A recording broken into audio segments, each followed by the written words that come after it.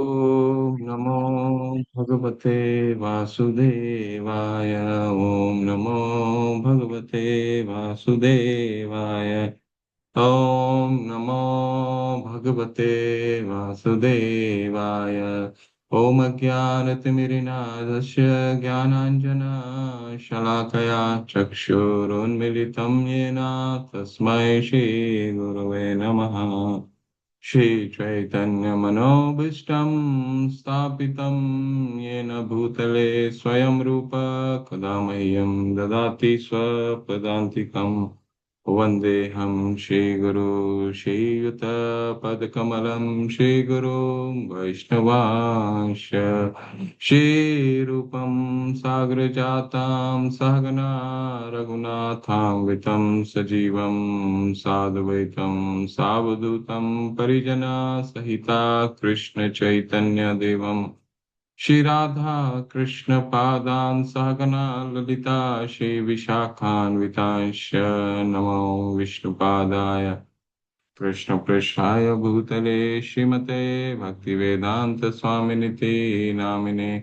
नमस्ते सरस्वते देवे गौरवाणी प्रचारणे निर्विशेष शून्यवादी पाश्चात्य देश तारिणे। वाञ्छाकल्पतरुभ्यश्च कृपा सिन्धुभैव च पतितानां पावनेभ्यो वैष्णवेभ्यो नमो नमः।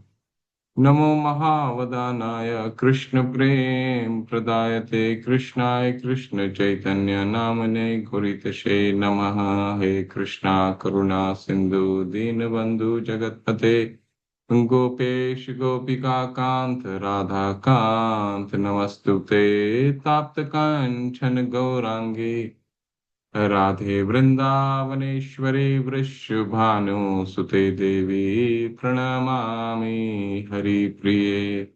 जय हो श्री कृष्ण चैतन्य प्रभु नित्यानंदा श्री अद्वैत गदाधर शिवासादि गौर भक्त वृंद। हरे कृष्णा कृष्णा कृष्णा हरे हरे, हरे राम राम राम हरे हरे। हरे कृष्णा कृष्ण कृष्णा हरे हरे, हरे राम राम राम हरे हरे। हरे कृष्णा कृष्ण कृष्णा हरे हरे, हरे राम राम राम हरे हरे। हरे कृष्णा। आप सभी को हार्दिक अभिनंदन है। हरे कृष्णा। हरे कृष्ण कृष्ण कृष्ण हरे हरे, हरे राम राम राम हरे हरे। हरे हरे कृष्ण प्रभु। कृष्ण कृष्ण कृष्ण हरे हरे, हरे राम राम राम हरे हरे। श्लोक संख्या 1। अन अभिलाषिता शून्यम ज्ञान कर्मा धनावृतम अनुकूलेन कृष्णानुशीलनम भक्तिरोत्तमा। जब प्रथम श्रेणी की भक्ति विकसित होती है तो व्यक्ति को सभी भौतिक इच्छाओं, अद्वैतवादी दर्शन द्वारा प्राप्त ज्ञान और सकाम कर्म से रहित होना चाहिए। भक्त को निरंतर कृष्ण की अनुकूल सेवा करनी चाहिए जैसा कृष्ण चाहते हैं। सर्व उपाधि विनिर्मुक्तम तत्परत्वेन निर्मलम ऋषिकेन ऋषिकेश सेवनम भक्ति रुच्यते। भक्ति को इंद्रियों का उपयोग करके भगवान की सेवा के रूप में परिभाषित किया गया है। इससे भगवान को प्रसन्न करने के इरादे से अन्य इच्छाओं से मुक्त और अन्य प्रक्रियाओं से बिना किसी बाधा के किया जाना चाहिए। तीसरा है श्लोक बहुत महत्वपूर्ण। अतः श्री कृष्ण नाम आदि न भवेद ग्राह्यम इंद्रिय सेवोन्मुखे ही जिह्वादो स्वयमेव स्मृतियदः। कृष्ण और उनके पवित्र नामों का को भौतिक इंद्रियों द्वारा नहीं समझा जा सकता, लेकिन जब कोई व्यक्ति भगवान के पवित्र नाम और पारलौकिक रूप को स्वीकार करने की प्रवृत्ति विकसित करता है तो कृष्ण सहज रूप से जीव और अन्य इंद्रियों में प्रकट होते हैं। अनासक्तस्य विषयान् यथार्हम् उपयुञ्जतः निर्बन्ध कृष्ण संबंधे युक्तं वैराग्यम् उच्यते। जो व्यक्ति भक्ति के विकास के लिए उपयुक्त वस्तुओं का उपयोग करता है, उनसे विरक्त रहता है, उसका वैराग्य भक्ति के लिए उपयुक्त कहा जाता है। वस्तुओं को लगातार कृष्ण से संबंधित होना चाहिए। हरे कृष्ण कृष्ण कृष्ण हरे हरे, हरे राम राम राम हरे हरे।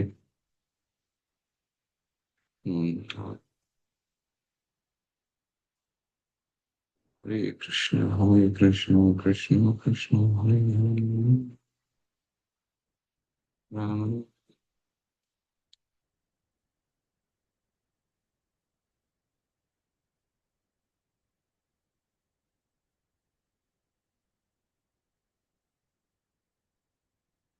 हरे कृष्ण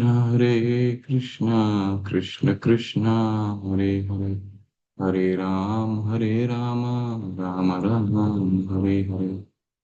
हम अध्याय 17 में भाव पे हम चर्चा कर रहे थे। उस चर्चा को हम कंटिन्यू रखते हैं। तो भाव भाव की क्या परिभाषा है? शिला प्रभुपाद की जय, श्री श्री राधा गोविंद की जय।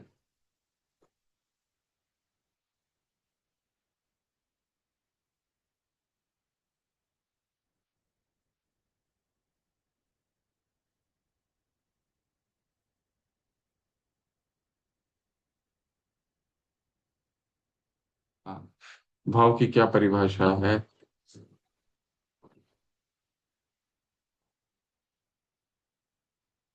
भाव की परिभाषा हमने पिछले सत्र में पढ़ा। जब भक्ति सेवा शुद्ध अच्छाई के दिव्य मंच पर स्थित होती है, तो यह कृष्ण के लिए प्रेम की सूर्य की किरण की तरह होती है। ऐसे समय में भक्ति सेवा के कारण हृदय विभिन्न स्वादों से नरम हो जाता है, और तब व्यक्ति भाव भावना पर स्थित होता है। तो भाव की जो अवस्था है, वो मध्यस्थ अवस्था, मध्य है। किसके मध्य है? रागानुगा भक्ति और प्रेम तक पहुंचने का मध्य है। ठीक है। प्रेम से पहले का, सूर्य जब उदय होने वाला होता है, ठीक है, उदय होने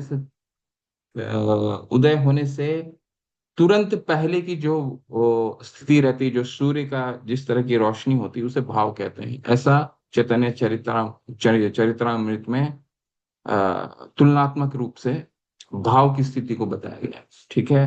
तो भाव किन कारणों से होता है? पिछले हमने सत्र में चर्चा किया किन कारणों से भाव की उत्पत्ति होती है। मुख्यतः दो कारणों से होती है। ठीक है। देखिए कितना सुंदर से है प्रेम। अंतिम आज मैं आपको एक बहुत ही अच्छा भक्ति लता बीज के बारे में बताऊंगा। जब ये दोनों अध्याय समाप्त हो जाएंगे, इसके बाद भक्ति लता बीज से बताऊंगा। समझ में आने में थोड़ा सा आप समझ में आएगा आपको। ठीक है। कॉन्सेप्ट, फिलॉसफी, सिद्धांत समझ में। तो प्रेम का जो स्तर है, सबसे सर्वोच्च, सबसे उत्तीर्ण। ठीक है। ब्रह्मांड भ्रमिते भाग्यवान कौन जीव, गुरु कृष्ण प्रसादे पाए भक्ति लता बीज। जो भक्ति लता बीज का सबसे सर्वोत्कृष्ट, सबसे सर्वोच्च स्थिति है, वो है प्रेम की स्थिति। प्रेम की स्थिति से, जहां से प्रेम की भावना शुरू होने वाली रहती है, उसे भाव कहते हैं। ठीक है। तो दो कारणों से भाव की उत्पत्ति होती, पिछले सत्र में हमने पढ़ा क्या कारणों से होता, उदाहरण भी देखा। ठीक है। दो मुख्य कारण थे। जब वैदिक साधना भक्ति में कोई भक्त लगा रहता है, तो कृष्ण, अतः श्री कृष्ण नामादि न भवेद ग्राह्य इंद्रिय सेवोन्मुखे ही जिह्वादो स्वयं एवं स्फुरतीयत। तो ये स्वयं एवं स्फुरतीयत, ये धीरे धीरे धीरे विकसित होता है भाव की स्थिति। ठीक है। स्वयं एवं स्फुरतीयत दो कारणों से। एक बार एक है वैदिक साधना भक्ति, और दूसरा कृष्ण की स्वयं अगर कृपा हो तो। ठीक है। तो हमने पिछले सत्र में क्या चर्चा किया था? कि पिछले सत्र में हमने चर्चा किया था कि शिला प्रभुपाद एक बहुत ही अच्छे उदाहरण से समझाने के प्रयास करते हैं कि देखिए, कृष्ण की कृपा पे तो हमें निर्भर करना ही है, परंतु उस पे डिपेंड नहीं करना। और उसको उदाहरण, किस तरह से उदाहरण प्रस्तुत करते हैं? उसको उदाहरण एक बहुत ही सुंदर उद्धृत करते हैं कि मान लीजिए हमें एक डिग्री लेने की, हम कुछ ऐसा अच्छा कार्य करते हैं, तो कई यूनिवर्सिटी डिग्री जो है, कई विद्यालय और कई इंस्टीट्यूशन एक ऑनरेरी डिग्री दे देती है। ठीक है।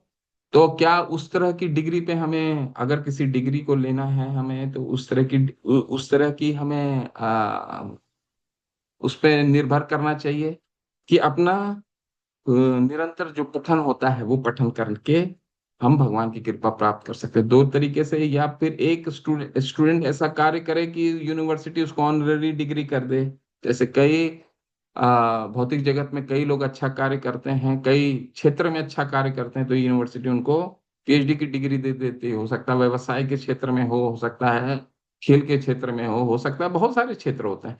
उनसे अगर कोई उत्तीर्ण करता है उस क्षेत्र में, तो एक यूनिवर्सिटी, कई यूनिवर्सिटी सरकार उसको ऑनरेरी डिग्री दे देती है। तो भगवत कृपा पे निर्भर करना है, परंतु उस पे पूर्ण निर्भर नहीं होना। तो क्या सबसे शिला प्रभुपाद ने हमें क्या हमें समझाया? शिला प्रभुपाद हमें समझाते हैं कि केवल और केवल अगर हम अपनी वैदिक साधना भक्ति को निरंतर चालू रखते हैं तो उसकी प्राप्ति हो सकती है।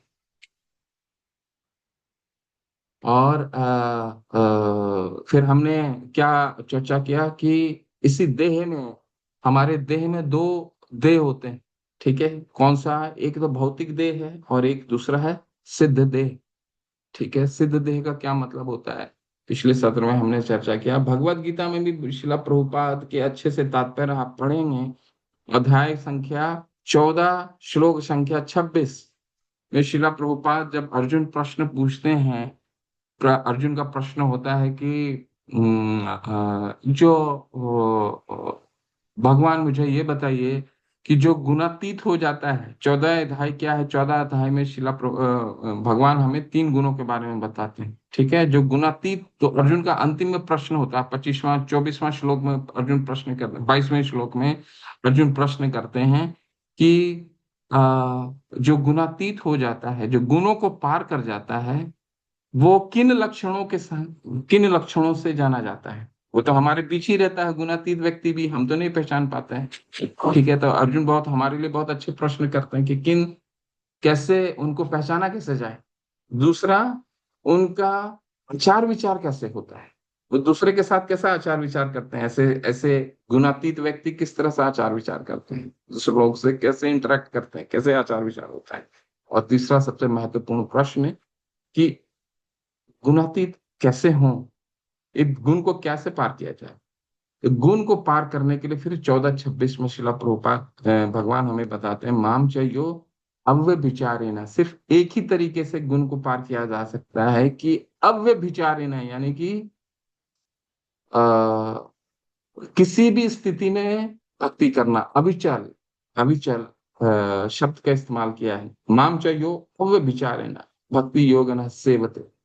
किसी भी स्थिति में हमें भक्ति करते रहना, अव्य विचारे, भक्ति योग न सेवते सह गुणान समतीत्येता ब्रह्म भूया या कल्पते। तो भगवान कहते हैं कोई भी किसी स्थिति में, एक भक्त किसी भी स्थिति में अगर भक्ति करता रहता है अव्य विचारे न, बिना हिले बिना डुले, ठीक है, बिना विचलित हुए, तो वो गुणों को पार करता है। ब्रह्म भूया या कल्पते, ब्रह्म भूया या कल्पते का क्या मतलब है?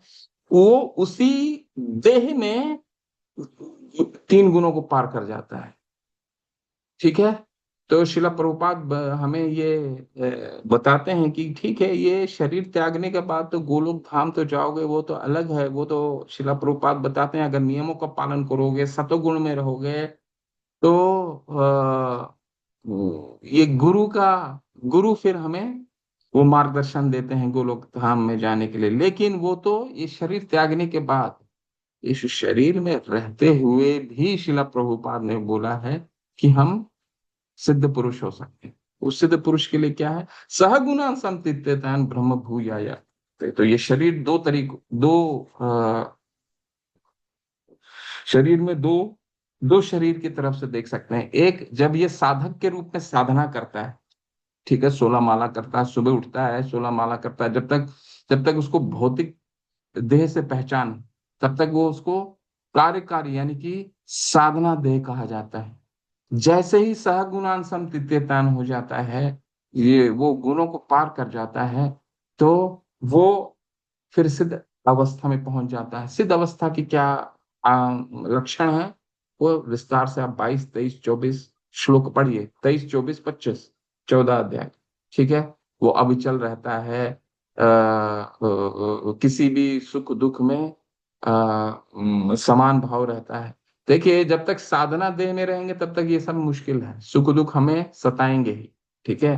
कितना भी गोवर्धन का परिक्रमा कर लें, जब गोवर्धन का परिक्रमा करने के पश्चात पैरों में, एड़ियों में दर्द होगा ही होगा, पैर पकड़ के बैठेंगे ही। हम कई वृद्ध अवस्था में कई लोग बोलते हैं ना कि अरे मैं कैसे जा सकता हूँ तीर्थ स्थल, तो जा ही नहीं सकता। क्यों? क्योंकि भौतिक, हम अपने देह को भौतिक अवस्था में है। जब तक हम भौतिक, अब अपने देह को भौतिक मानते हैं तब तक इस तरह का कष्ट हमें लगेगा। ठीक है। लेकिन एक सिद्ध अवस्था में व्यक्ति को कभी भी कष्ट महसूस नहीं होगा। शिला प्रभुपाद जब वृद्ध हो गए थे, तो उस वृद्ध अवस्था में भी, जब उनका शरीर साथ नहीं देता था, तब भी वो 13 बार उन्होंने इस पूरे विश्व का भ्रमण किया था। क्या उद्देश्य से किया था? ताकि मैं अपने भक्तों को देख सकूं, उनको समझा सकूं, उनको बार बार निर्देश दे सकूं, उनका भक्ति में वो कैसे अग्रसर हो रहे हैं उसको देख सकूं। ठीक है। तो ये सिद्ध अवस्था है उसी शरीर में रहने के बाद भी। ठीक है। लेकिन जब तक साधना दे है, तब तक क्या होगा? पैर में दर्द होगा, हाथ में दर्द होगा। ठीक है। तो ये हमने पिछले सत्र में पढ़ा। तो ये हमने पढ़ा साधना भक्ति के माध्यम, पांचवा देखिए, वैदिक साधना भक्ति और भगवान की कृपा। ठीक है। तो साधना भक्ति में का उदाहरण हमने क्या पढ़ा? साधना भक्ति का उदाहरण हमने पढ़ा,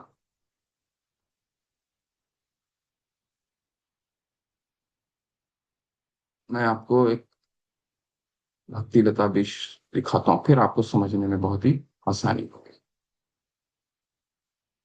ठीक है। हरे कृष्णा। हमने नारद मुनि के पूर्व जन्म, उनके बचपन का हमने पढ़ा, बचपन का कथा देखी। उस कथा से आज हम समझने का प्रयास करते हैं।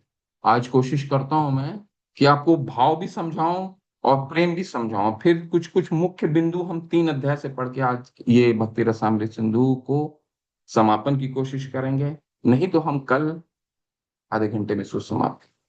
ठीक है। हरे कृष्णा। ठीक है, चलिए। ये बहुत ही महत्वपूर्ण सिद्धांत है। सभी को आपको दिख रहा है ना? ब्रह्मांड भ्रमिते कौन भागवान जीव, गुरु कृष्ण प्रसादे पाए भक्ति लता बीज। कि भक्ति लता बीज जो है, ये 9 चरणों से होके गुजरता है। श्रद्धा, साधु संग, भजन क्रिया, अनर्थ निवृत्ति, निष्ठा, रुचि, आसक्ति, भाव और प्रेम। ये सबसे सर्वोत्कृष्ट है। ठीक है। तो जितने भी भाव, प्रेम प्रेम जब तक प्रेम की अवस्था में नहीं होता है, देखिए जब आप ऊपर में अगर देख रहे हैं ये, तो देखिए जितने भी रस का आस्वादन है, भाव, शांत रस, दास रस, शांत वैसे नहीं आता, फिर भी शांत, दास, साक्य, वात्सल्य, माधुर्य, ये जितने भी रस जिससे भगवान से भक्त जुड़ते हैं, वो इस अवस्था में आता है, प्रेम की अवस्था में। हम अगर किसी भी अवस्था में, ये नीचे वाले अवस्था में कोशिश करेंगे अवस्था में प्राप्त करने के लिए ये स्तर, तो हम नहीं पहुंच पाएंगे। ये स्वतः ही स्वयं एवं स्फूर्ति है। जब तक प्रेम के स्तर तक नहीं पहुंचेगा, तक ये रस का आस्वादन हम नहीं ले सकते। तो ये कैसे होगा? ये ये बढ़ता कैसे है लता बीज? ये बढ़ता कैसे है लता बीज? पिछले उदाहरण को लेकर के आइए। श्री नारद मुनि के पूर्व जन्म में क्या थे वो? सबसे पहले तो एक छोटे दासी पुत्र के रूप में थे। ठीक है। तो उन्होंने क्या क्या किया? उन्होंने श्रद्धा, ये पहला जो 3 है, श्रद्धा, साधु संग और भजन क्रिया। श्रद्धा का क्या मतलब है? श्रद्धा का एक ही मतलब है। श्रद्धा विकसित कैसे होता है? श्रद्धा विकसित केवल एक चीज से होता है। शुश्रूषधानस्य वासुदेव कथा रुचि सयात महत सेवया विप्रा पुण्य तीर्थ निवेशना। ये एक श्लोक है श्रीमद् भागवतम का, जिसमें ये बताया गया है शुशु श्रद्धान से, श्रद्धा होने से क्या होता है, हम सुनते हैं। किससे सुनते हैं? हम भागवत भागवत से सुनते हैं। जैसे नारद मुनि ने भागवत से सुना, वहां भक्ति वेदांत आए थे, उनके घर पे भक्ति वेदांत आए थे। ठीक है, चतुर्मास का मौसम था, और भक्ति वेदांत आए थे। और फिर उनकी माता उनकी सेवा करती थी। उस माता के सेवा के कारण छोटे बालक नारद मुनि भी उनकी सेवा करते थे, और सेवा के दौरान दो चीजें किया करते थे। वो क्या करते हैं, भगवान का नाम, भगवान का नाम, भगवान की लीलाओं सुनते थे, और उनके उच्चिष्ट का ग्रहण करते थे, और उनकी सेवा करते थे। तो ये से तीन चीजें हो जाती हैं, सिर्फ एक चीज से तीन, ये दो चीज करने से तीन चीजें हो जाती हैं। क्या हो जाता है? श्रद्धा विकसित होती है। क्या श्रद्धा विकसित होती है? श्रद्धा का क्या परिभाषा है? शास्त्र बताते हैं श्रद्धा का सिर्फ एक परिभाषा है। क्या है? श्रद्धा शब्द विश्वास कहे सुदृढ़ निश्चय, कृष्णा भक्ति कैले सर्व कर्म कृत हो। ये है श्रद्धा का परिभाषा। शरीर इस परिभाषा से क्या समझते हैं? इस परिभाषा से हम ये समझते हैं कि श्रद्धा जो शब्द है वो श्रद्धा शब्द विश्वास का है, सुदृढ़ निश्चय। हम अपने भक्त, श्रद्धा का मतलब है कि भक्ति में इतने दृढ़ हो गए कि कृष्णा भक्ति कैले सर्व कर्म कृत हो। अगर भगवान की भक्ति, कृष्ण की भक्ति अगर हम करते हैं, तो जितना भी हमारा काम है, सारा काम पूर्ण हो जाता है केवल कृष्ण भक्ति से। जितना भी सकाम कर्म है, जितना भी हम पुण्य का कार्य करना चाहते हैं, जितनी भी चीजें हम करना चाहते हैं, केवल कृष्ण भक्ति से हो जाएगा काम कंप्लीट। ये है श्रद्धा का परिभाषा। ठीक है। और ये श्रद्धा होगा कैसे? तो नारद मुनि अपने बालक रूप में हम बताए थे, महत सेवया विप्रा। ठीक है, सयात महत सेवया विप्रा, उन्होंने सुना और महाभागवतों की सेवा की। ठीक है, इससे तीन चीजें हो जाती हैं। ये दो चीज करने से तीन चीजें हो जाती हैं। श्रद्धा, सुदृढ़ निश्चय हो जाता है, हमारा श्रद्धा जो है वो दृढ़ हो जाती है। दूसरा, साधु संग होता है। ठीक है, साधु संग के बाद क्या होता है? भजन क्रिया। ठीक है, उनके साथ भजन के लिए, अगर ये तीन चीजें हो जाती हैं, इसके बाद फिर क्या करना पड़ता है आगे बढ़ने के लिए? आगे बढ़ने के लिए अनर्थ निवृत्ति। अनर्थ निवृत्ति का क्या मतलब है? अनर्थ निवृत्ति मतलब हमारे गांठ, किन चीजों के गांठ? काम, क्रोध, लोभ, मोह, मद, आश्चर्य। काम, क्रोध, लोभ, मोह, अहंकार और ईर्ष्या, इन छह चीजों की अनर्थ निवृत्ति। ये कैसे जाएगा?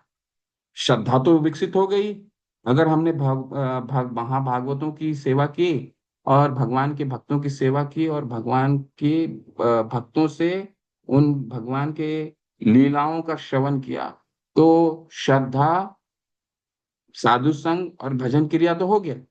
नट निवृत्ति कैसे होगा? इसके लिए नष्ट प्रायेषु अभद्रेषु नित्यम भागवत सेवया भगवते उत्तमा श्लोके भक्तिर भगवती नष्ट की। दो चीजें करना पड़ेगा इसमें भी। अगला स्तर में क्या करना पड़ेगा?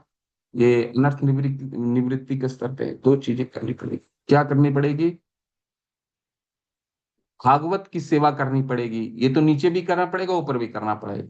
ठीक है, तो ये जो पेड़ है, ये पेड़ को निरंतर सींचना पड़ेगा, अलग अलग स्तर से सींचना पड़ेगा। ऐसा नहीं है कि एक ही स्तर से हम सींचते रह गए।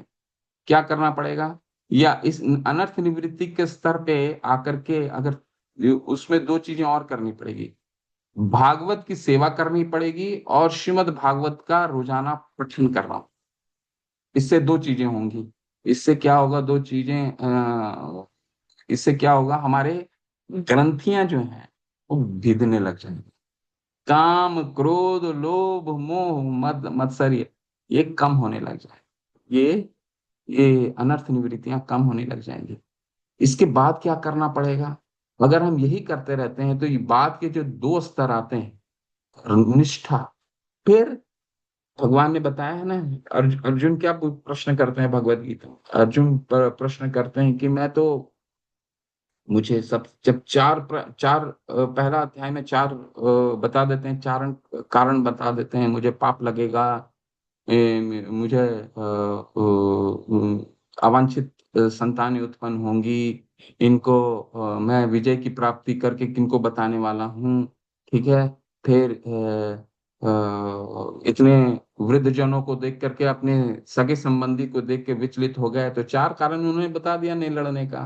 पांचवा कारण दूसरे अध्याय में बताते हैं। क्या बताते हैं? समझ नहीं पा रहा हूँ, क्या करूं, लड़ूं ना लड़ूं, क्या करूं। ठीक है, तो भगवान क्या बताते हैं? व्यवसाय आत्मिका बुद्धि एक कुरु नंदना बहुशाखा हिनंताश बुद्धियो व्यवसाय नाम। एक चीज करना होगा, व्यवसाय आत्मिका बुद्धि, तुमको दृढ़ होना पड़ेगा। तुमको जो मैं बोल रहा हूँ वो करना पड़ेगा। वो कब होगा? निष्ठा के स्तर पे। जब निष्ठा टूट हो जाती है, उसके लिए क्या, कब होगा निष्ठा? जब ये छह चीजें खत्म हो जाएंगी, तो क्या होगा? इसके बाद तदा रजस्तमो भावा कामा लोभा दयाश्चये चेत एतर अनाविद्धम स्थितम सत्वे प्रसीदति। तो ये दो जो गुण होते हैं, दो गुण कौन से? तो तीन गुण में सबसे नीचे का गुण क्या होता है? तमोगुण। इसके बाद का रजोगुण। ये खत्म होने लग जाते हैं। अब जो छह ग्रंथियां खत्म होने लग जाएंगी, आपका काम क्रोध लोभ मोह मद मत्सर्य, ये जब इनकी ये खत्म होने लग जाएगा, तो तमोगुण और रजोगुण भी खत्म होने लग जाते हैं। ठीक है। अगर ये खत्म होने लग गया, तो रुचि विकसित होने लग, ठीक है, रुचि विकसित होने लग जाती है। निष्ठा और रुचि। इसके बाद क्या होगा? कामाल। इसके बाद एवं प्रसन्न मनसो भगवत भक्ति योगतः भगवत तत्व विज्ञानम मुक्त संगत से जाए। यानी कि फिर मन जो है प्रसन्न होने लग जाए किसी भी अवस्था में। वो आसक्ति के बाद की अवस्था है, भाव और प्रेम की अवस्था में, किसी भी अवस्था में प्रसन्न मन प्रसन्न रहेगा। एवं प्रसन्न मनसो भगवत भक्ति योगता भगवत तत्व विज्ञानम मुक्त संग से जायते। क्यों ऐसा हो जाता है? क्योंकि भिद्यते हृदय ग्रंथि छिन्दन्ते सर्व संशया क्षीयन्ते च यस कर्माणि दृष्टेवात्मनि ईश्वरे। ग्रंथियां खत्म, अनर्थ निवृत्ति जैसी खत्म होती है ना, तो क्या होता है? उस साधक देह से ले, साधक देह छोड़ करके वो सिद्ध देह में चला जाता है। और नारद मुनि के हम उदाहरण से भी देखते हैं। फिर क्या हो जाता है? उनकी माता शरीर जब त्याग देती हैं, सर्प के डसने से, सुबह सुबह दूध दूहने जाती रहती हैं, उसमें सर्प डस लेता है, और सर्प डसने से उनकी माता देह को त्याग देती हैं। और 5 साल के बालक का केवल और केवल उनकी माता रहती है। भक्ति वेदांत भी चले गए होते हैं। ठीक है। जैसे ही चतुर्मास खत्म होता है, भक्ति वेदांत अपने प्लान कर गए होते हैं। माता माता शरीर त्याग दी होती हैं, और उनके पूरे और कोई रहता नहीं है घर में। तो क्या होता है? एवं प्रसन्न मन सो। क्योंकि वो इनको भाव प्रेम के स्तर में, भाव के स्तर में आ गए, प्रेम के स्तर में आ गए। उन्होंने बोला, उन्होंने 5 साल के बालक ने क्या सोचा है कि ठीक है, भगवान ने अगर मेरी माता चली गई, तो आ, अब मेरे लिए केवल भगवान ही है। और भगवान को ढूंढने के लिए पूरे जंगल में निकल गया। और फिर जंगल में करके 5 साल के बालक बिना खाए पिए थक करके, जब जंगल में एक जगह बैठ के आराम करते हैं, तो भगवान नारायण का दर्शन होता है। वो किस स्थिति में? प्रेमा की स्थिति में। तो ये उदाहरण, ये पूरा साधना भक्ति, इसको कहते हैं साधना भक्ति। ये साधना भक्ति ये कार्य करेगा आपका।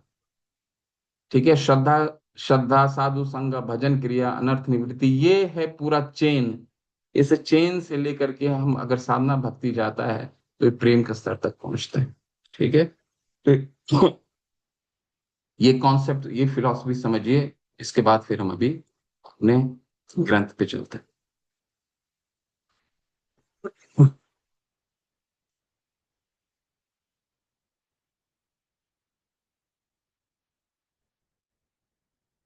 तो हमने देख लिया कि साधना भक्ति किस तरह कार्यरत रहता है। ठीक है।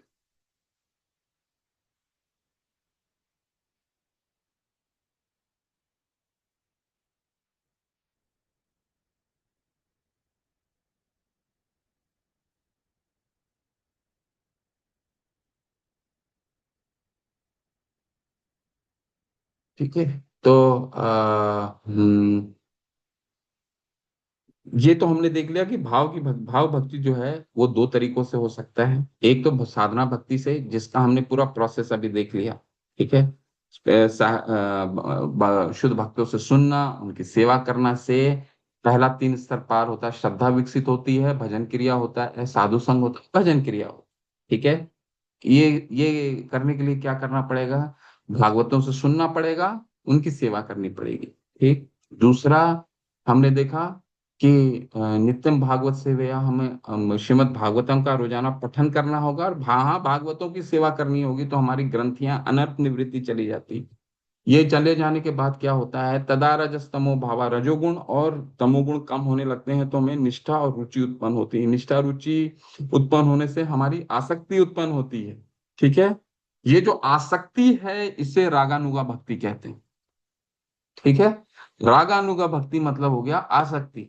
आसक्ति के जो ऊपर है वो क्या है? फिर इसके बाद क्या होता है? एवं प्रसन्न मनसो। ठीक है। तो ये साधना भक्ति ये कार्य करता है हमारा। दूसरा क्या तरीका है? दूसरा, विशेष कृपा, भगवान विशेष कृपा स्वयं करें। भगवान तीन तरीके से विशेष कृपा करते हैं। ठीक है। क्या? वाचिका, दर्शन और हृदय, तीन तरीके से भगवान कृपा करते हैं। ठीक है। वो कैसे? ग्रंथ के सबसे अंतिम पेज में जाइए, सबसे लास्ट पेज, अध्याय,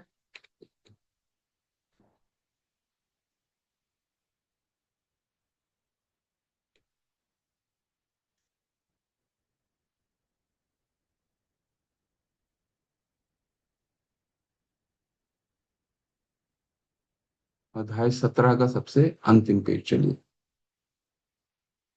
हरे कृष्ण कृष्ण कृष्ण हरे हरे।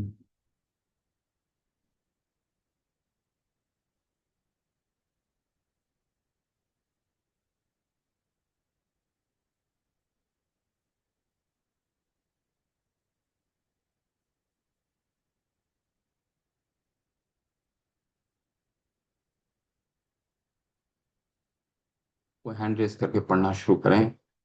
सबसे अंतिम पढ़िए, यहाँ पढ़िए। तीन तरीके से भगवान स्वयं कृपा करते हैं। ठीक है। साधना भक्ति हमने देख लिया। ठीक है। भगवान कैसे कृपा करते हैं? वो तीन तरीकों से करते हैं। ठीक है। चलिए, ध्यान पूर्वक इसको सुनिए। जी अमरेंद्र प्रभु पढ़िए। हरे कृष्णा प्रभु, दंडवत प्रणाम। हरे कृष्ण धन्यवाद। नारदीय पुराण में केवल बोलने से वाचिका भाव प्रेम के विकसित होने का वर्णन मिलता है। भगवान कृष्ण ने नारद से कहा, हे ब्राह्मण श्रेष्ठ, मैं चाहता हूं कि तुम्हें मेरी दिव्य आनंददायक तथा मंगलमय अनन्य भक्ति प्राप्त हो। स्कंद पुराण में चितवन मात्र से आलोक दान कृष्ण के प्रति भाव प्रेम विकसित होने का वर्णन मिलता है। जब जंगल प्रदेश के लोगों ने भगवान कृष्ण को देखा तो वे इतने भाव विभोर हो गए कि उन पर से अपनी दृष्टि हटा नहीं पाए। जहां तक हार्दिक शुभकामनाओं हार्द की बात है, सुख संहिता में नारद श्रील व्यास देव से कहते हैं, तुम्हारा पुत्र भगवान का परम भक्त है और मैं देख रहा हूं कि वह वैदिक भक्ति का पालन किए बिना ही उन बहुत से लक्षणों से पहले ही समन्वित है, जो जन्म जन्मांतर भक्ति करते रहने पर प्राप्त होते हैं। हरे कृष्ण आगे प्रभु। पढ़ना। हरे कृष्ण। तो ये तीन, इसको अंडरलाइन कीजिए, ध्यान पूर्वक सुनिए, नहीं तो हम समझ नहीं पाएंगे इसको। ठीक है। तीन को अंडरलाइन कीजिए। क्या अंडरलाइन है? ये तीन जो पैराग्राफ है, शिला प्रभुपाद ने संक्षिप्त में हमें समझा दिया। भगवान तीन तरीके से कृपा करते हैं: बोलने से, अपना दर्शन देने से, और शुभ चिंतक होने से। वाचिका, वाचिका कब था? श्री नारद मुनि जब बचपन में, अभी जो हमने कथा उदाहरण पिछले सत्र में पढ़ा, बचपन में जब जो जंगल में उनसे दर्शन हुआ, दर्शन मात्र से जब भगवान ने उनको बोला, हे ब्रह्मन श्रेष्ठ, मैं चाहता हूं कि तुम्हारे दिव्य आनंद, आनंददायक तथा मंगलमय अनन्य भक्ति प्राप्त हो। और इसके बाद क्या होता है सब जानते हैं। फिर श्री नारद मुनि, जब वो छोटा बालक, फिर अगले जन्म में क्या, ब्रह्मा जी के पुत्र के रूप में आते हैं, और फिर भक्ति आचार्य बनते हैं। ठीक है। श्रीमद् भागवतम में ऐसा शायद ही कोई भक्त है जिसको श्री नारद मुनि ने गाइड ना किया हो, जिनकी चर्चा होती है। ठीक है। ये केवल बोलने से। दूसरा, अपना दर्शन मात्र से, आलोक दान उसको कहा जाता है, दर्शन मात्र। तो कथा, स्कंद पुराण से कथा मिलती है कि जंगल प्रदेश के लोगों ने भगवान कृष्ण को देखा तो वे इतने भाव विभोर हो गए कि उन पर से अपनी दृष्टि हटा नहीं पाए। तो ये भगवान कृपा करते हैं, ठीक है। जिसका हम शुरू में हमने चर्चा कर रहे थे ना कि भगवान भाव भक्ति दो तरीकों से हो सकती है। एक तो साधना भक्ति, जो वैदिक भक्ति को प्रैक्टिस करने से। दूसरा, भगवान स्वयं कृपा करने से। भगवान स्वयं कैसे कृपा करते हैं? तीन तरीकों से करते हैं। बोलने से, अपना दर्शन देने से। जो दर्शन को क्या कहा जाता है? आलोक दान, ठीक है। दर्शन मात्र से भगवान की अगर भगवान कृपा कर सकते हैं, ठीक है। और तीसरा, भगवान हृदय से शुभकामना देते हैं। जैसे सुखमुशील व्यासदेव, सुख मुनि अपने माता के गर्भ में थे, तो नारद मुनि व्यासदेव से कहते हैं, तुम्हारे पुत्र भगवान का परम भक्त है और मैं देख रहा हूं कि वह वैदिक भक्ति का पालन किए बिना ही उन उन बहुत से लक्षणों से पहले से समन्वित है जो जन्म जन्मांतर भक्ति करते रहने पर प्राप्त होते हैं। तो सुखदेव गोस्वामी ने क्या हुआ, केवल अपने पिता से श्रीमद् भागवतम सुना सुना उन्होंने, और जन्म लेने के बाद ही उन्होंने कोई 16 माला नहीं किया, कोई भागवत का श्रवण किसी कोई वैदिक भक्ति के नियम का पालन नहीं किया, और एक मुक्त पुरुष हुए, ठीक है। तो भगवान इस तरह से तीन तरीकों से, ठीक है, वाचिका, आलोक दान और हार्थ, ये तीन तरीकों से स्वयं कृपा करते हैं, ठीक है। सबसे अंतिम अनुच्छेद पढ़िए प्रभु प्रहलाद महाराज का। पढ़िए प्रभु अमरिंदर प्रभु। प्रहलाद में कृष्ण के प्रति यह सहज आकर्षण एकमात्र नारद की कृपा से विकसित हुआ था।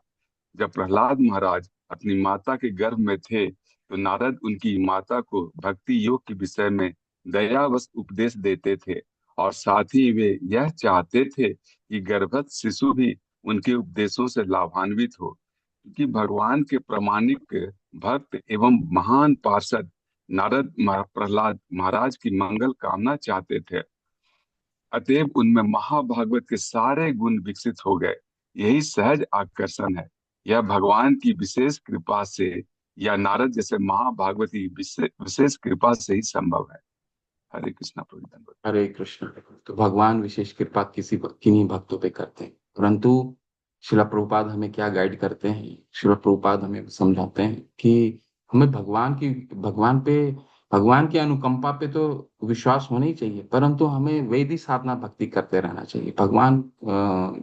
वैदिक साधना भक्ति वो श्योर शॉट मार्ग है, वो निश्चित हमें मार्गदर्शन देगा। पर भगवान किस पे अनुकंपा करेंगे, विशेष कृपा करेंगे, ये इस पर निर्भर हमें नहीं रहना है, ठीक। तो ये कुछ उदाहरण है जब भगवान विशेष कृपा करते हैं ऐसे भक्तों पे जिनको कोई साधना भक्ति करने की आवश्यकता नहीं होती, ठीक है। और भाव भक्ति के पहुंचने के पश्चात क्या क्या लक्षण देखे जाते हैं, क्या चरित्र होता है भाव भक्तों के, जिनमें भाव उत्पन्न हो गया है, ठीक है। तो बहुत सुंदर है, ये 9 तरीका है, ये 9 तरीका है। ये 9 तरीकों से वो भाव भक्ति उत्पन्न होता है। पहला तरीका शांति। शांति, ये मन वो भक्त टॉलरेंस जिसको कहा जाता है, हम इसको विस्तार से पढ़ेंगे अभी, ठीक है। पहला होता है शांति, यानी टॉलर, वो तृणादपि सुनिचेना तरोरपि सहिष्णुना, सहिष्णु हो जाता है तृण के समान, ठीक है। दूसरा लक्षण पाया जाता है अव्यर्थ कालत्वम, बहुत ही महत्वपूर्ण। अव्यर्थ कालत्वम का मतलब होता है, आ, इसको मैं इसके बाद में आपको विस्तार से समझाऊंगा।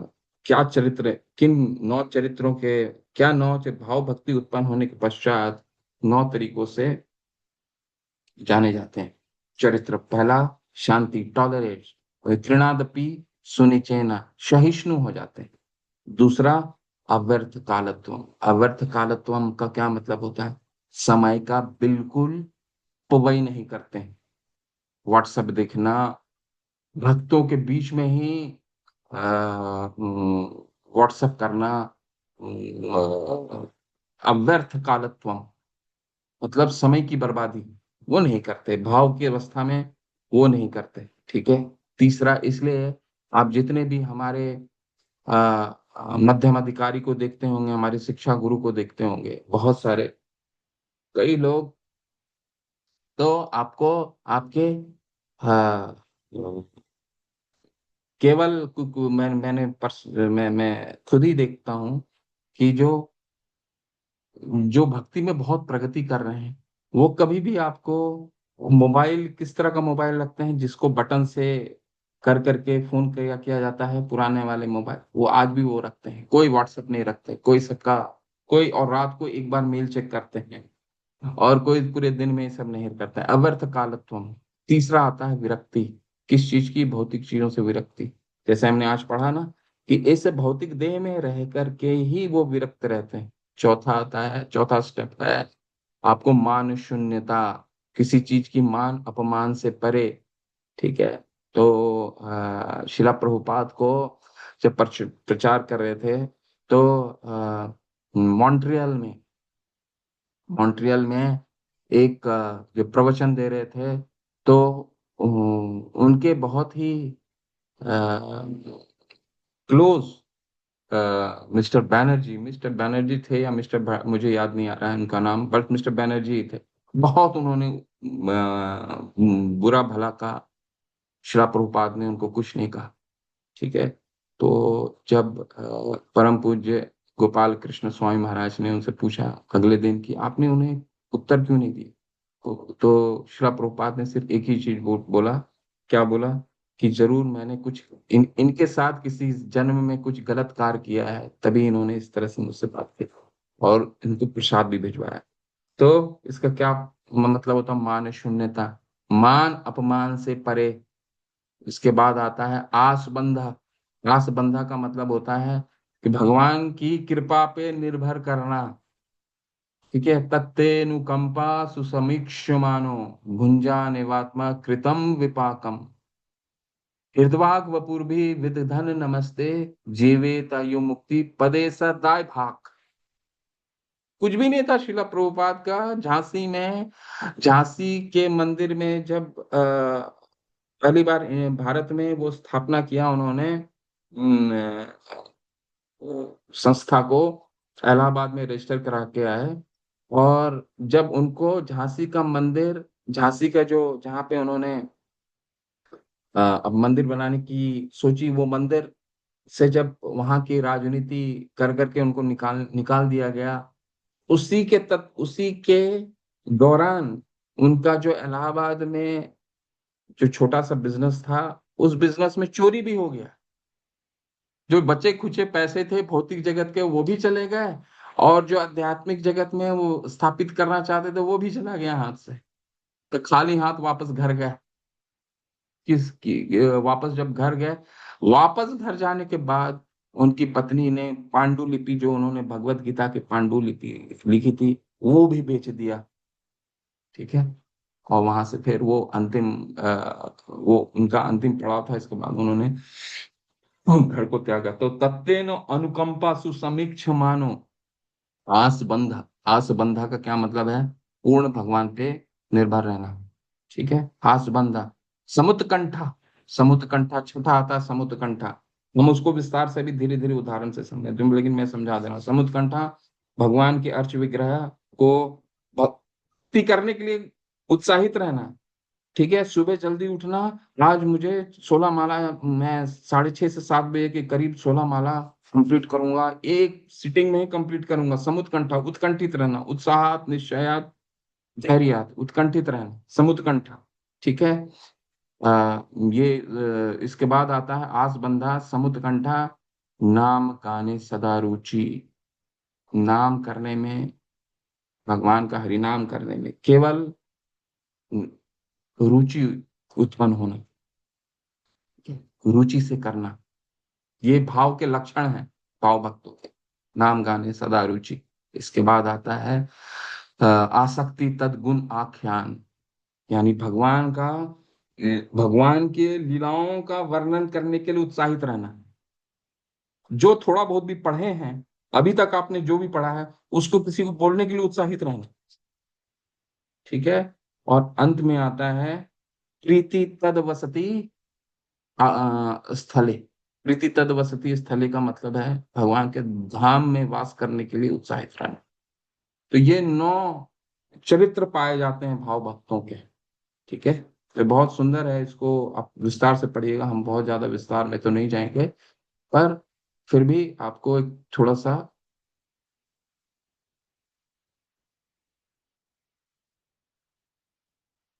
ये 9 यहाँ पे जो मैंने आपको समझाया, ये वही 9 है।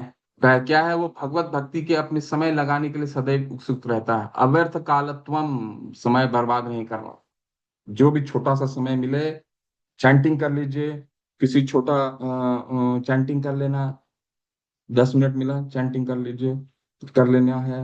या फिर किसी भक्तों का, महाभागवतों का कथा सुन लेना है। ठीक है। अव्यर्थ कालत्वम। ठीक है, ये हो गया। दूसरा क्या आता है, शांति, टॉलरेंस। वह सदैव गंभीर तथा अव्यवसायी होता है।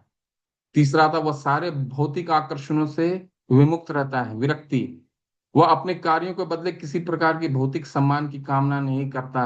मान शून्यता, उसे विश्वास रहता है कि कृष्ण उस पर सदैव दयालु होंगे, यानी कि आसबंधन, सदैव दयालु होंगे। जैसे मैंने उदाहरण में भी समझाया ना, शिला प्रभुपाद को पूर्ण विश्वास था कि भगवान दया करेंगे।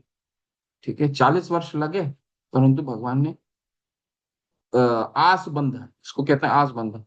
वो भगवान की निष्ठा पूर्वक सेवा करने के लिए सदैव उत्सुक रहता है। समुद्र कंठा, हमेशा उत्सुक रहना, सुबह उठना तो चैंटिंग के लिए उत्सुक रहना। अपने अर्श विग्रह घर को, घर में जो विग्रह है उनको पूजा कर, उनकी सेवा करने के लिए उत्सुक रहना। वो भगवान के पवित्र नामों के कीर्तन में मग्न रहता है। ठीक है। नाम गाने सदा रुचि, भगवान का नाम करने में सदा रुचि उत्सुक रहना।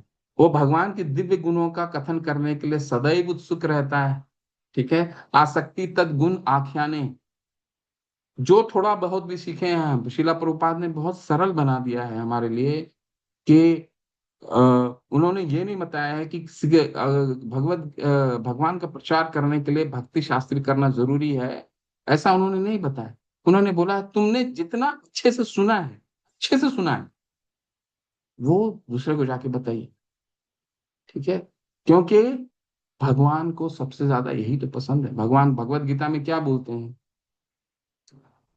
कि न न माम मनुष्य न न में तस्माद मनुष्येषु कश्चिन में प्रियत कृतम, न माम न माम न तस्माद मनुष्येषु कश्चिन में प्रियत कृतम, भविता न च में तस्माद पुण्य भुवि, अन्य भुवि भुवि अन्य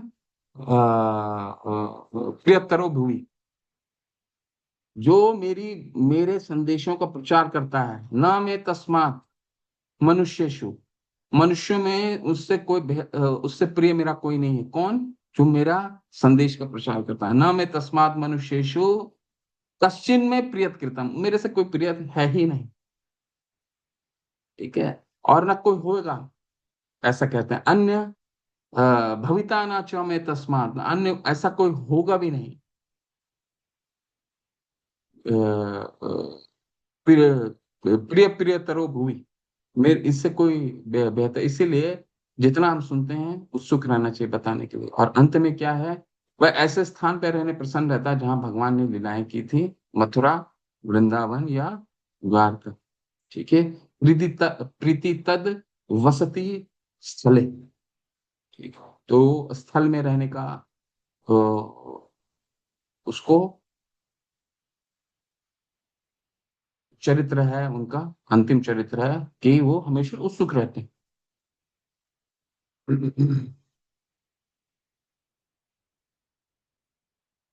हम्म। ठीक है। ये कुछ है, को हैंड रेस करके थोड़ा थोड़ा थोड़ा थोड़ा पढ़िए। मैंने आपको संक्षिप्त में समझा दिया है क्या लक्षण है। कोई हैंड रेस कीजिए और पढ़िए थोड़ा सा। सुभद्रा, करुणा माता, हरि हरि, पढ़िए माता, बस पहला लाइन पढ़िए। हरे कृष्ण। प्रहलाद में कृष्ण के प्रति यहाँ से समय व्यर्थ कालत्वम, व्यर्थ कालत्वम, ये वाला। हरे कृष्ण दंडवत प्रणाम। हरे कृष्ण कर्ण। समय का सदुपयोग, अव्यर्थ कालवम। जिस अनन्य भक्त ने कृष्ण के लिए भाव प्रेम विकसित कर लिया है, वह सदैव भगवान की प्रार्थना करने में अपनी वाणी को लगाता है।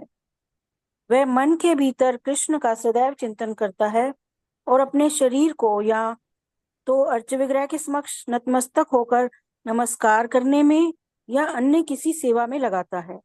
इन भावमय कार्यों को करता हुआ वह कभी कभी आंसू बहाता है। इस तरह उसका सारा जीवन भगवान की सेवा में लगा रहता है। वह एक हरे क्षण भी कृष्ण, अन्य किसी कार्य में व्यर्थ नहीं जाने देता। हरे हरे कृष्ण। ठीक है, तो इसको अच्छे से समझिए। किसी भी तो कोशिश हमें भाव भक्ति का ये चरित्र होता है कि किसी भी कार्य में अननेसेसरी समय का अपव्यय नहीं करता। शांति, मान्य शून्यता। ठीक है, मान्य शून्यता का क्या उदाहरण देखते हैं। मान्य शून्यता का क्या मतलब है? मान सम्मान। जब परीक्षित महाराज को श्राप मिलता है, किससे? ब्राह्मण पुत्र श्रृंगी से। और वो भी किस चीज के लिए? एक मृत सर्प को उनके पिता पे उन्होंने डाल दिया गले में, और इसके कारण वो शापित होते हैं। उनको शाप दिया जाता है। और शाप भी कैसा? श्रृंगी क्या बोलता है? श्रृंगी भी बोलते हैं कि इनकी हिम्मत कैसे हुई एक क्षत्रिय को ब्राह्मण के घर में घुसने की हिम्मत कैसे हुई? क्योंकि ब्राह्मण क्या होता है, बाकी के जितने आश्रम है, सबसे उच्च सर्वोच्च आश्रम है, वो सबको पालन करते हैं मानसिक रूप से। तो श्रृंगी ये कहते हैं राजा के लिए, राजा परीक्षित के लिए, जो विश्व के राजा थे, कि इनकी हिम्मत कैसे हुई कि मेरे ये ब्राह्मण के घर में ही प्रवेश किए। इनको तो द्वार के बाहर करने देना चाहिए।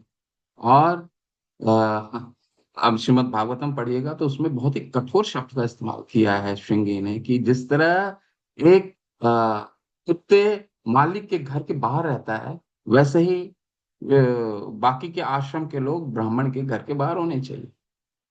तो शिला परीक्षित महाराज ने क्या सोचा कि ये बहुत अच्छा समय है कि मुझे अपने भगवान के मान शून्यता, शांति शांति क्या मतलब है? टॉलरेंस। उन्होंने बोला कि ये बहुत अच्छा समय है जब मैं अपने समय को भगवान की श्रवण और कीर्तन में लगाऊं। ठीक है, तो उन्होंने किसी, वो चाहते तो उसको रिवर्स कर सकते थे, उसको विपरीत कर सकते थे। भगवान की अनुकंपा क्यों? क्योंकि भगवान तो उनको, क्योंकि उनको मालूम था कि जब भगवान उनको, उनकी रक्षा उनकी माता के गर्भ में कर सकते हैं, तो भगवान के कारण ही यहाँ भी वो शापित हुए हैं। भगवान तो उन्होंने परीक्षित महाराज को उनकी माता के गर्भ में खुश करके अश्वत्थामा के प्रहार से बचाया था। तो यहाँ नहीं बचाते, तो जरूर ये शापित होना भी भगवान की कोई कार्य है। इसमें भगवान की कोई हित छुपा हुआ है। भगवान के भक्त ऐसे समझते हैं। ठीक है, इसका क्या मतलब है? टॉलरेंस, शांति, विरक्ति और वैराग्य। तो बहुत सारे उदाहरण हैं, आप इसको पढ़िए अच्छे से।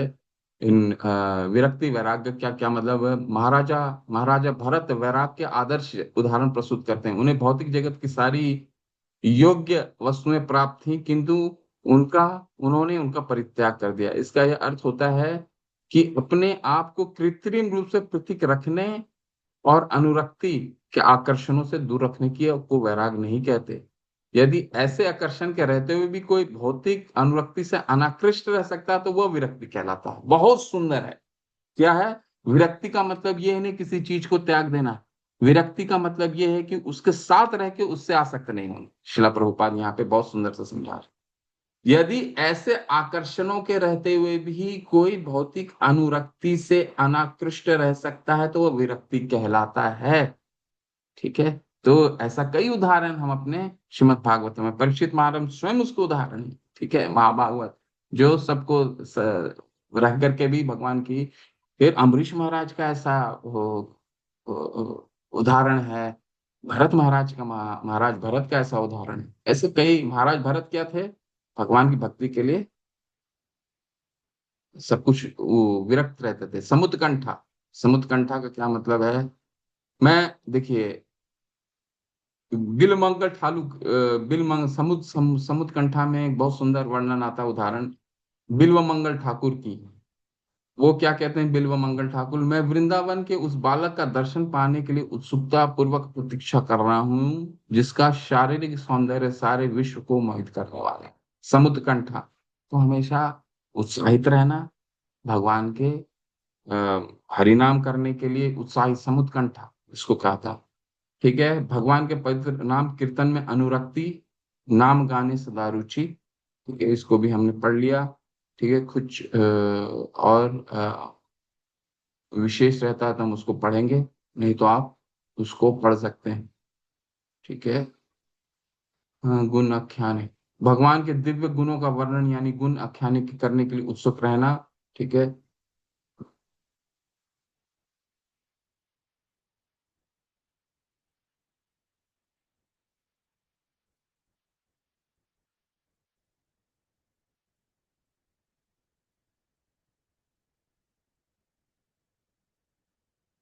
कृष्ण की लीला स्थली में रहने की आकर्षण उत्पन्न करना। देखिए इसमें क्या है, रूप गोस्वामी कृत पद्मावली में वृंदावन के विषय में कहा गया है कि इस स्थान पर समस्त ग्वालों के राजा नंद महाराज को पुत्र अपने पिता के साथ रहता था। इस स्थान पर कृष्ण ने उसे शकट का भजन किया, जिसमें शक्टासुर असुर छिपा था। यहीं पर हमारे भव बंधन के ग्रंथि काटने वाले दामोदर अपनी माता यशोदा द्वारा रस्सी से बांधा गया था। ठीक है। तो भगवान के स्थलों में, लीला स्थलों में कई, ये जो लीला स्थल, ये कोई सामान्य स्थल होते नहीं है, ये हमारे भौतिक जगत के धाम। यहाँ पे ये स्वयं भगवान की लीलाएं होती हैं।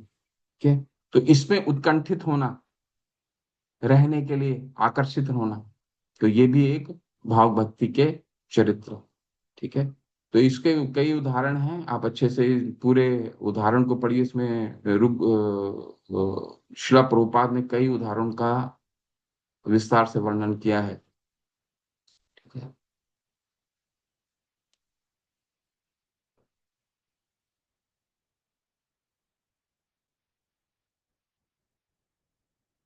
हाँ, ठीक है, ये दो अनुच्छेद पढ़िए कोई, और इसके बाद हम आज का सेशन खत्म करेंगे, और कल हम प्रेमा भक्ति में जाएंगे। और प्रेमा भक्ति अ, को हम बहुत ही संक्षिप्त में पढ़ेंगे, बहुत ही सारांश सिर्फ हमें फिलॉसफी पढ़ना, सिद्धांत समझना है कि प्रेमा भक्ति के स्तर में होता क्या है, कैसे पाया जाता है, प्रेमा भक्ति के क्या क्या स्तर हैं। ठीक है। चलिए, उमा शर्मा माता आप पढ़ें प्लीज। हरे कृष्ण प्रभु जी। हरि हरि श्री कृष्ण। प्रभुपाद की जय। यदि कोई अपने भक्ति पथ को क्रमशः प्रगति कर सकता है तो इसे कृष्ण की अहेतु की कृपा समझना चाहिए। यदि कोई व्यक्ति भौतिक भोग से पूर्णतया विरक्त रहता है और उसने शुद्ध भक्ति भाव विकसित कर लिया है, और यदि कभी वो आदर्श भक्ति का पालन ना करता हुआ प्रतीत हो, तो उससे द्वेष नहीं करना चाहिए।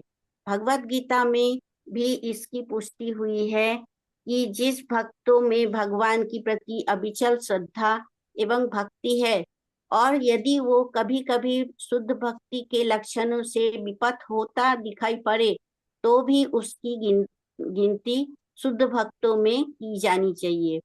भक्ति भगवान कृष्ण तथा गुरु में अविचल श्रद्धा होने से मनुष्यों में भक्ति की कार्यों में अधिक विकास होता है।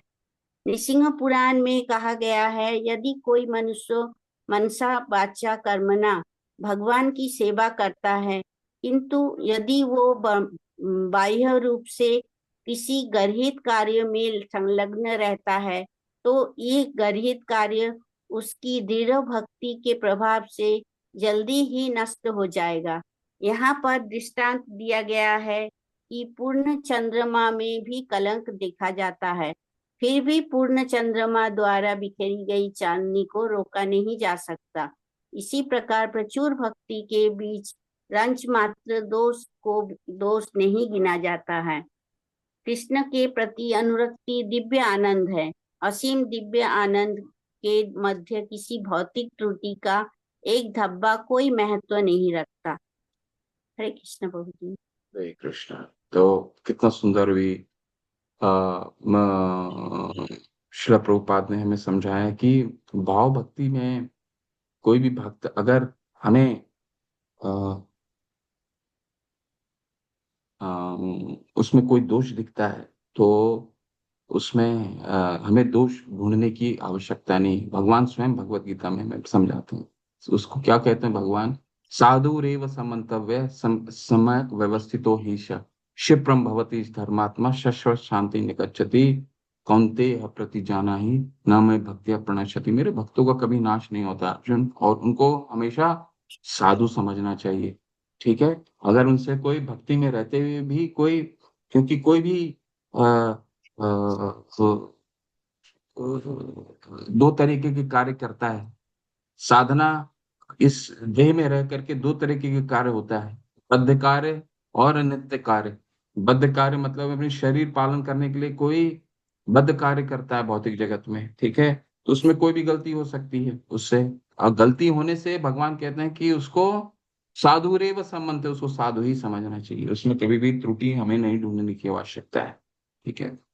और नरसिंह पुराण में भी क्या लिखा है? यदि कोई मनुष्य मनसा वाचा कर्मणा भगवान की सेवा करता है, किंतु यदि वह बाह्य रूप से किसी ग्रहित कार्य में संलग्न रहता है तो यह ग्रहित कार्य उसकी दृढ़ भक्ति को प्रभाव से जल्दी नष्ट हो जाएगा। तो हमने इसको पढ़ लिया आज कि कोई अगर मनसा वाचा कर्मणा, मन से, अपने कर्म से और अपने मनसा कर्म और अपने वाणी से भगवान की सेवा करता है तो तदा रजस्तमो भावा काम लोभ दया शये चेत एतर अनार्विद्धम स्थितम सत्वे प्रसीदति। उसका रजोगुण और तमोगुण वो स्वतः ही समाप्त हो जाते हैं। वो सतोगुण के प्लेटफॉर्म में होता है, सतोगुण के स्तर पे होता है, जहाँ पे भक्ति करनी बहुत आसान है।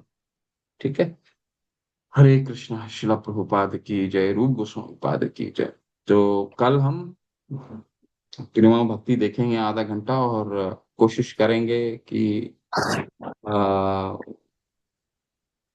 नेक्टर ऑफ इंस्ट्रक्शन, यानी कि नेक्टर ऑफ इंस्ट्रक्शन रूप गोस्वामी पाद का कल हम पहला श्लोक को पढ़ें। ठीक है। हरे कृष्णा। कोई किसी का कोई प्रश्न है, कुछ पूछना चाहते हैं?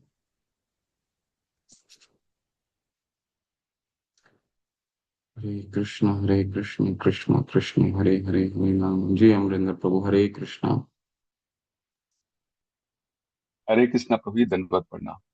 प्रभु जी, जैसा अभी हम लोग पढ़ रहे कि प्रभुपाद जी जब व्याख्यान दे रहे थे तो एक व्यक्ति उनको भला बुरा कहा, तो उन्होंने उसके मतलब उसको क्या बोलते हैं, प्रसाद भी भिजवा दिए। तो उनके भक्त पूछे आप ऐसा क्यों किए, तो उन्होंने बताया कि होगा मेरे किसी जन्म का ये इस तरह से ऐसा हुआ। तो ये जो स्टेज है प्रभु जी, वो हम जैसे कुछ भक्तों के जीवन में कब आएगा? जब हम लोग तो साधना मान भक्ति सम्मान करते के रहेंगे, पीछे ही रहते हैं। तो वही तो हम लोग आज तो मान प्रोसेस सम्मान में पढ़ाना है। डूबे हैं प्रभु जी। हाँ, वही तो प्रोसेस का हमने आज चर्चा किया ना।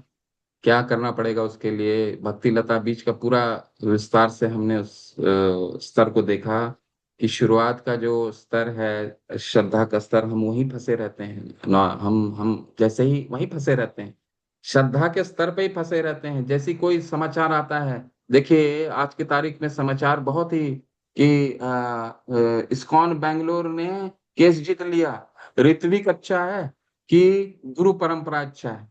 तो इसमें हम फंसे हुए हैं। क्यों? क्योंकि हम सभी लोग श्रद्धा के स्तर पे ही फंसे रहते हैं। ठीक है। तो हमें क्या करना है? शिला प्रभुपाद हमें शुरू से ही एक उन्होंने क्या निर्देश दिया है? शुश्रूषदान से वासुदेव कथा रुचि सयात महत सेव्या विप्रा पुण्य पुण्य तीर्थ निवेशना। उनको ये एक दिन में ये होने वाला नहीं है प्रभु। वैसे तो शिला प्रभुपाद बताते हैं कि ये एक सेकंड में भी हो जाता है, एक सेकंड में भी हो सकता है, लेकिन उसके लिए हमें बस प्रोसेस फॉलो करना होगा। सुनना होगा सबसे पहले, शुश्रूषदान से वासुदेव कथा रुचि, भगवान के सुनना होगा, महाभागवतों से सुनना होगा और उनकी सेवा करनी होगी। ठीक है, शिला प्रभुपाद अगर हमारे विप्र से नहीं कर सकते हैं, मतलब शारीरिक अगर सेवा नहीं कर सकते हैं, तो शिला प्रभुपाद के ग्रंथ ग्रंथ को तो पढ़ के उनकी वाणी सेवा तो कर सकते हैं ना। हमारे हमारे घर में हमने श्रीमद् भागवतम है, श्रीमद् भगवत गीता है, कई ग्रंथ हैं, उनकी वाणी सेवा क्योंकि उन्होंने लिखा है, तो उनकी वाणी सेवा हम लोग कर सकते हैं, वहां से हमारी श्रद्धा विकसित होगी। ठीक है, हम श्रद्धा ही हमारी बहुत, क्योंकि कनिष्ठ स्तर पे रहते हैं ना। कनिष्ठ स्तर में हमने क्या देखा है, कनिष्ठ स्तर का क्या स्तर होता है कि श्रद्धा बहुत कोमल होता है, कोमल होता है, वो छिटक जाता है इधर से उधर, श्रद्धा दृढ़ नहीं हो पाता। और श्रद्धा का क्या हमने आज परिभाषा सुना, श्रद्धा शब्द विश्वास का है, सुदृढ़ निश्चय कृष्णा भक्ति कैले सर्व कर्म कृत हो, सब काम खत्म, सब काम हो जाएगा, इतना दृढ़ होना चाहिए, ये श्रद्धा का मतलब होता है। श्रद्धा करेंगे, साधु संग करेंगे। साधु संग का मतलब ये जरूरी नहीं है कि हमेशा, आजकल का इस्कॉन के मंदिर तो हर एक शहर में है, तो साधु संग करना बहुत ही आसान है। वाणी से संग कर सकते हैं, फिजिकली कर सकते हैं। ठीक है, इसके बाद क्या करना पड़ेगा, भजन क्रिया। भजन सुबह सुबह उठ करके भगवान का हरि नाम एक सिटिंग में कंप्लीट करना। ठीक है, भजन क्रिया, अनर्थ निवृत्ति, श्रीमद् भागवतम का रोजाना 15 मिनट 20 मिनट पढ़ना, श्रीमद् भगवद गीता, भक्ति रसामृत सिंधु, जो शिला प्रभुपाद ने हमें ग्रंथ दे दिए हैं, ये हमारी खुराक है, हमारी टॉनिक है, यही हमारी दवाई है। ठीक है, ये दवा है, इनको आधा घंटा 1 घंटा पढ़ना, क्लास में आने से पहले उस चैप्टर को पढ़ लेना। ठीक है, ये हो गया। ये करते रहेंगे तो क्या होगा, अनर्थ निवृत्ति, काम क्रोध लोभ मोह मद मत्सर, ये 6 कम होंगे। ये कम होने लग गया तब रजोगुण तमोगुण कम होने लग जाएगा। ठीक है, जो आपने बोला ना कि ये कब आएगा, सिद्ध अवस्था आएगा, क्यों नहीं। शिला प्रभुपाद ने श्योर शॉट हमें बताया कि ये वैदिक भक्ति के नियमों का पालन करो तुम दृढ़ता के साथ, तो ये चीजें एक ना एक दिन आएंगी। ये हमें इसको इसके लिए वेट करने का जरूरत नहीं है, स्वतः ही आने लगेगा प्रभु। ठीक है, तो हम हमें क्या करने की आवश्यकता है, बस प्रोसेस फॉलो करना है। प्रोसेस साइंटिफिक है, वैज्ञानिक है, ये बहुत ही वैज्ञानिक प्रोसेस श्री रूप गोस्वामी पाद ने हमें समझाया। 64 विधि का पालन, 5 विधि का पालन। ठीक है, इसको ऐसे करते रहेंगे तो ये स्तर हमारा बढ़ता जाएगा, निष्ठा आ जाएगा, निष्ठा के बाद रुचि, रुचि के बाद आसक्ति उत्पन्न होगी। ठीक है प्रभु। जी प्रभु जी, थैंक यू प्रभु जी, धन्यवाद प्रणाम प्रभु जी। जी प्रभु, नवीनता के प्रभु, हरे कृष्ण। हरे कृष्णा प्रभु जी। हरे कृष्ण प्रभु जी बहुत बहुत धन्यवाद। आज की कक्षा बहुत ही अच्छी रही है और काफी कुछ पता चला कि कैसे हमें आगे बढ़ना है, किस किस स्तर से हमें जाना चाहिए। प्रभु जी क्वेश्चन कुछ नहीं है कि वो मतलब जो आपने चार्ट दिखाया था, वो जो साधना भक्ति का, वो क्या शेयर हो सकता है क्या ग्रुप में प्रभु जी? हाँ जी, जी प्रभु, बिल्कुल शेयर हो सकता है, और वैसे अवेलेबल भी है इस भक्ति का, बिल्कुल शेयर कर दूंगा मैं उसमें, जरूर जी जी, शेयर वही करूँ। चाहिए था क्योंकि मैं शायद उसका स्क्रीनशॉट नहीं ले पाया तो मेरे को मिस हो गया। जी तो प्रभु। वो कर दीजिए। जी प्रभु जी, धन्यवाद, दंडवत प्रणाम, हरे कृष्णा। हरे कृष्ण। ठीक है। हरे कृष्ण प्रभु जी। जी जी। जी एलधी के लिए वो 19 तक ही पढ़ना है श्लोक। हाँ, 19 अध्याय तक है। हम भक्ति भक्ति हमारी शास्त्रीय जो पाठ्यक्रम है ना, तो उसमें ये हम लोग मायापुर मायापुर से द्वारा संचालित होता है ना, तो मायापुर में ये कोर्स स्ट्रक्चर केवल 1 से लेकर के 19 अध्याय तक ही। ठीक है माता। और एक प्रश्न, आपने जो गुरु परंपरा और ऋत्विक जो क्या पद्धति, उसके बारे में थोड़ा सा बता दीजिएगा। इस्कॉन डिसाइपल कोर्स कीजिए माता।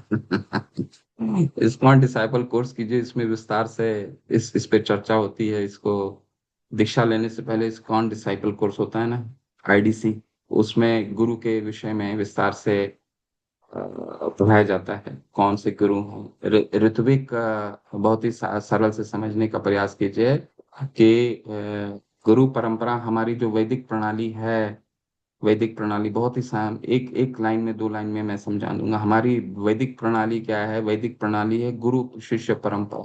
ठीक है, गुरु क्या करते हैं, शिष्य को गाइड करते हैं, पढ़ाते हैं, और शिष्य अपने उनको गुरु को अपने जीवन का मार्गदर्शक समझते हैं कि वो हमें भगवान तक जोड़ेंगे। ठीक है, ये हो गया, ये जी वैदिक प्रणाली है।